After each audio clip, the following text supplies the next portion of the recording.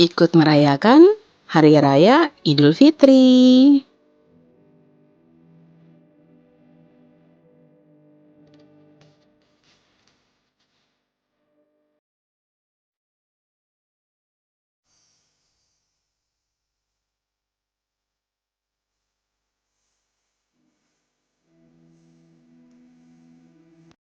Hai, welcome back to my channel. Balik lagi dengan Maya di sini. Teman-teman, apa kabar? Semoga semuanya dalam kondisi sehat dan baik-baik saja. Amin.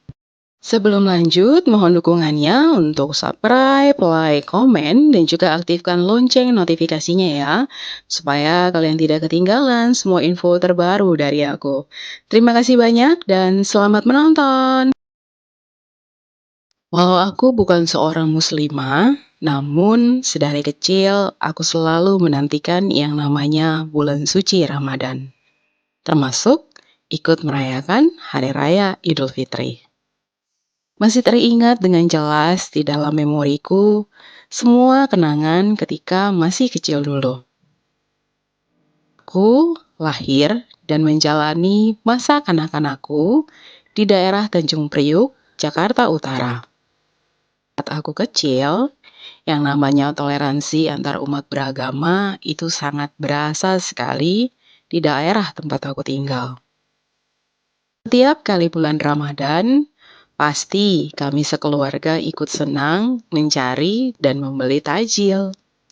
Dan bahkan terkadang aku ikut terbangun untuk ikutan sahur, padahal tidak ikut berpuasa. Dan yang paling seru adalah saat Hari Raya Idul Fitri tiba. Biasanya di malam takbiran, mama aku sudah ikut repot di dapur. Bahkan sudah mulai sedari sore. Beliau akan memasak ketupat, ayam goreng, lengkap dengan sayur godok untuk kami sekeluarga di rumah. Itu adalah hari yang aku sangat nantikan karena ketupat sayur adalah kesukaan aku sejak kecil. Pagi harinya, di hari raya pertama, aku sudah bangun pagi-pagi sekali. Aku sudah bersiap-siap untuk berjalan keliling untuk ikut berlebaran dari rumah ke rumah di antara tetangga kami. Setelah sholat Id selesai, aku dan beberapa kawan-kawanku, baik yang muslim maupun non-muslim, kami mulai bergerak dari rumah yang paling ujung gang sampai ke rumah yang paling akhir dari gang tersebut di daerah rumah kami. Muka comeng karena bedak tabur yang ketebalan itu sudah tidak aku hiraukan lagi. Karena saat itu yang terpenting adalah amplop yang aku bawa sudah mulai terisi dengan uang angpau lebaran. Iya, walaupun aku non-muslim, namun aku ikut merasakan angpau lebaran sedari kecil. Belum lagi bahagianya mencicipi kue-kue yang tersaji di atas meja tamu dari rumah-rumah tetangga kami. Saat itu rasanya surga tersendiri bagi kami. Dan kami pun akan pulang ke rumah dengan hati bahagia walaupun uang yang kami terima dari angpau tersebut tidak seberapa pada saat itu. Kegiatan itu berlangsung beberapa tahun lamanya ketika aku masih tinggal di daerah Tanjung Priuk. Tidak hanya itu, kiriman berupa ketupat, kue-kue, sampai opor ayam, ataupun juga rendang ketika kami masih kecil itu pasti selalu mampir ke rumah. Rumah kami penuh dengan makanan, walaupun kami tidak merayakan Hari Raya Idul Fitri. Hari Raya Idul Fitri menjadi kebahagiaan tersendiri juga bagi kami karena kami ikut mencicipi kesenangan Hari Raya di saat itu. Ketika akhirnya pindah ke daerah Bekasi, masih ada beberapa tetangga yang akan mengirimkan makanan kepada kami di Hari Raya Idul Fitri. Namun sayangnya, tidak ada lagi tuh roadshow keliling untuk aku dan beberapa teman untuk bertamu ke tetangga dan mengharapkan angpau lebaran. Kegiatan itu terhenti Dan kesenangan Hari Raya Idul Fitri yang kami rasakan saat itu cukup dari kiriman makanan dari para tetangga saja yang dikirimkan kepada kami saat itu. Namun, kami tetap senang karena masih ikut merasakan rasa dari Hari Raya Idul Fitri itu sendiri. Seiring berjalannya waktu, ketika akhirnya memutuskan pindah ke daerah Jakarta Timur, kok pindah rumah terus ya? Iya, karena waktu itu aku dan keluargaku masih jadi kontraktor, alias masih mengontrak rumah tinggal. Saat itu pun kami masih merasakan kesenangan Hari Raya Idul Fitri berupa kiriman makanan Hari Raya dari para tetangga, dari kiri kanan, depan dan belakang. Setelah menikah dan akhirnya membeli rumah di daerah Bojonggede, Kabupaten Bogor, itu pun aku masih merasakan kiriman makanan dari beberapa tetangga, walaupun ya kuantitasnya mulai berkurang ya. Tahun 2013, ketika kami memutuskan tidak jadi membeli rumah di daerah Bojonggede karena memang ada sedikit masalah dengan pemiliknya, akhirnya kami memutuskan untuk membeli rumah di daerah Depok. Dan disinilah kesedihan Hari Raya Idul Fitri mulai terasa.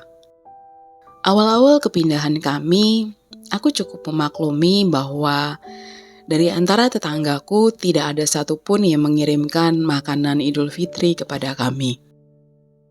Saat itu, aku, suami, dan keponakan betul-betul merasa sedih.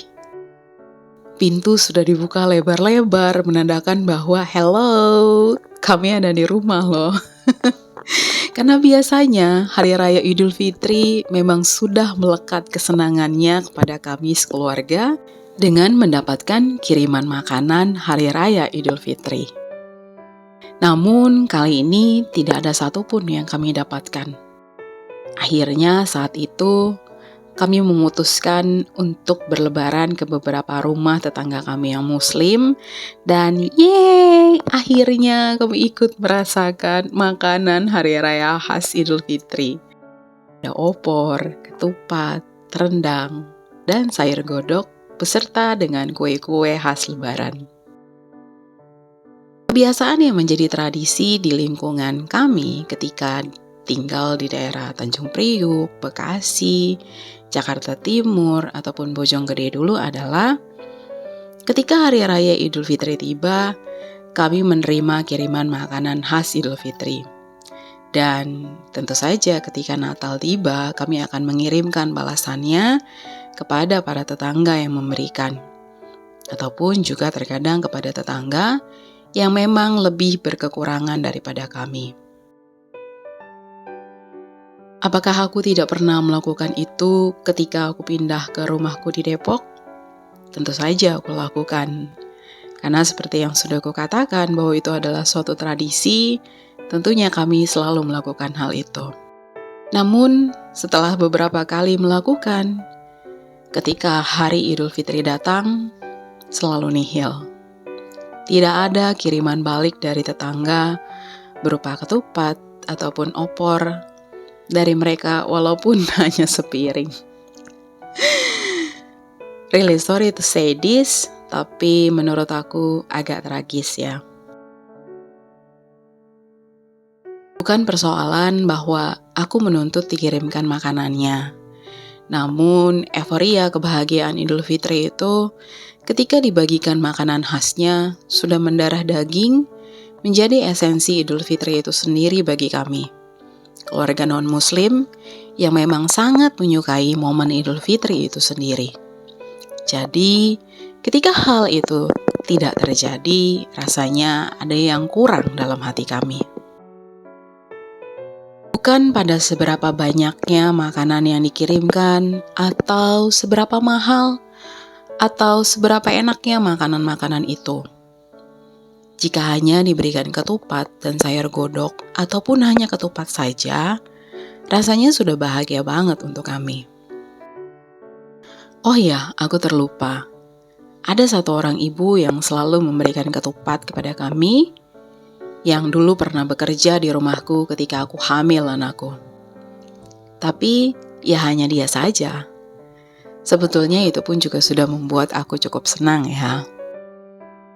Akhirnya, seiring dengan berjalannya waktu, aku mulai tersadar.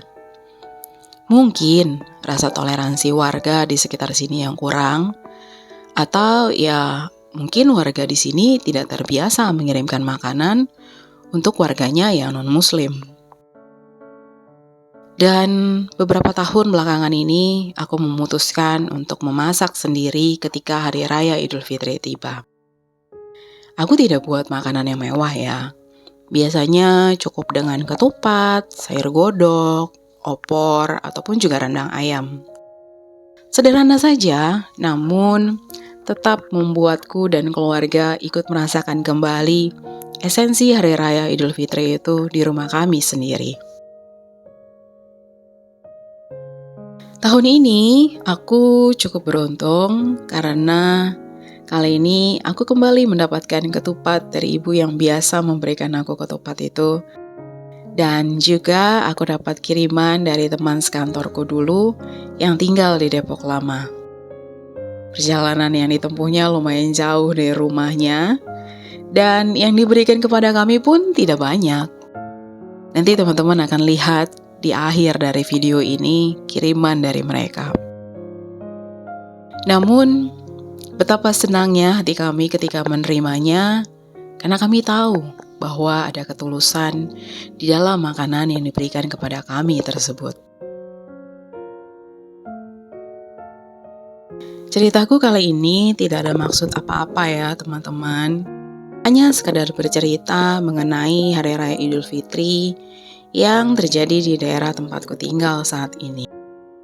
Hanya sekedar terkenang cerita ketika ikut merayakan Idul Fitri saat aku masih kecil dulu, dan bahwa kami, keluarga non-muslim pun ikut bergembira ketika Hari Raya Idul Fitri itu tiba.